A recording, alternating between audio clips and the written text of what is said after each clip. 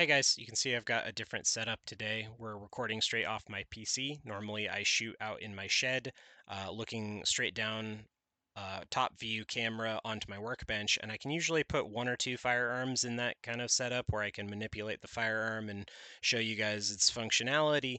But what this is going to do is it's going to allow me to talk about lots of firearms at once, be able to show you some things that I don't necessarily have access to in the moment because maybe I bought a different firearm and I don't have a huge collection yet. So I still have a bunch of firearms that I'm going to shoot live videos of. I still am going to be out in the shed shooting videos from time to time, but this is going to be able to allow me to make videos on other things that I potentially have some knowledge on.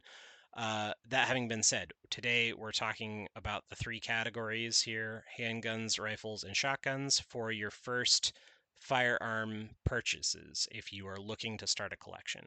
So we're going to start with handguns. Specifically, we're going to talk about 9mm handguns because we want to give you the do-all version for your first gun so you don't have to worry about being specialized in some field, like having a 357 revolver might be a little extreme for your first handgun because it's going to limit you as to what you can do. You might not practice with it as much.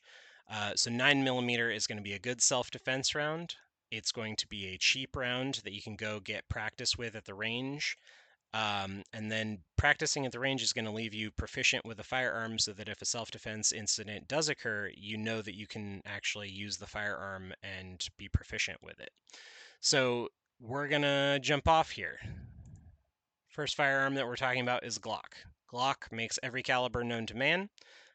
We are specifically talking about the 9mm Glocks, and that having been said, I'm going to suggest that when you look into getting your first Glock, you look at the Glock 19 and you look at the Glock 17. This is the compact and full-size version of their 9mm handgun. They have other versions. I'm not going to get into those. We're just going to talk about the Glock 19 and the Glock 17. So what are the plus sides to Glock? Plus sides to Glock are it's a relatively cheap firearm. You're not looking at spending like $2,000 on something like a 2011 from Staccato. It's a mass manufactured firearm, meaning that it's been the global standard for handguns for such a long time that pretty much every company makes third-party parts for it. So if you want to upgrade a barrel or sights or swap out and get different mags or a new trigger, every company makes stuff for this thing. So you can go out and customize this thing to your heart's content. It's like the AR-15 of the handgun world. Okay, what are some of the downsides to this firearm? Well, the two major downsides that I can think of, even though there's some more, are that it has a slightly different grip angle than what most other American gun manufacturers are going to make for their handguns. So this is what we would call the Glock grip angle. It's pretty well known throughout the shooting community that you're going to kind of have to relearn how to shoot if you're used to the American style grip angle from like the 1911 to something like a Glock. What are the problems with this? The problems are that if your buddy owns a SIG and you both go to the range, you're both going to be fighting over like learning how to shoot each other's firearms if you guys practice with each gun. But that's not a big deal. So find a preference, stick to it, get good with it. It won't be a problem from there on out. Another problem with the Glock, the trigger. The Glock trigger is slightly mushy. It's not a huge problem because, like I said, every company makes stuff for the Glock, so you can go out and swap this out, get a different trigger, and you'll fix that problem in no time.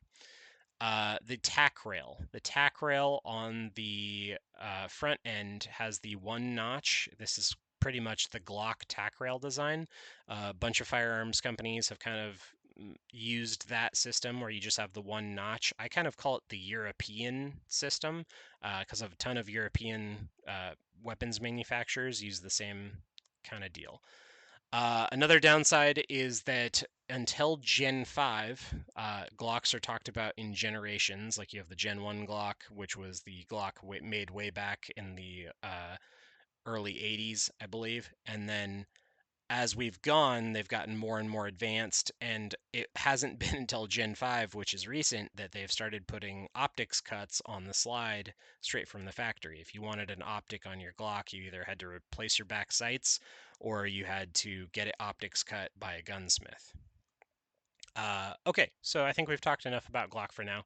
We're gonna jump down to the next option. So Smith & Wesson M&P 2.0 series.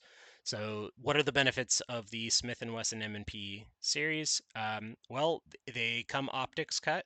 They come with a Picatinny uh, weapons light rail, tack rail. They come with a palm swell replacement, so the back strap on the grip can be replaced to fit pretty much any hand size. They come with a performance trigger straight out of the box that are very, very good. They're not the best stock trigger of any handgun that I've had, but they're pretty close to it. Uh, Downsides, there aren't that many. I actually do really like the M&P.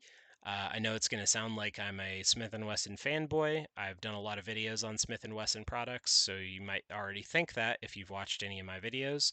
But I don't shoot Glocks in my own personal life, but I'm also not saying don't get a Glock. I'm not saying that you should favor this company over this company.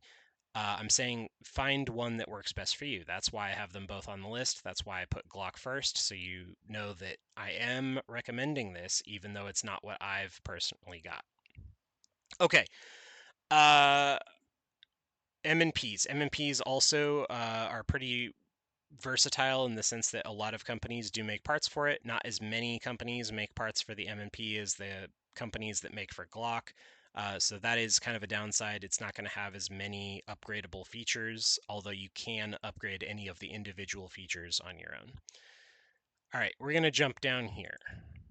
The CZ-P10. The reason I put the CZ-P10 on the list is because while I recently did just purchase an M&P 2.0 carry comp, this was the firearm that I was looking at when I decided to get my new gun. So I did end up going with Smith & Wesson, but this was my kind of backup plan if I didn't go with Smith & Wesson. It's much cheaper. The stock 2.0 is about 120-ish dollars more than the stock P10. And the P10 has a lot of upsides as well. So it comes with a optics cut. It comes with a tack rail for a light, just like the Glock. You can see it has that European Glock style tack rail. But the big plus side is that it comes with the best trigger stock out of the box that I've ever seen on a just stock OEM firearm.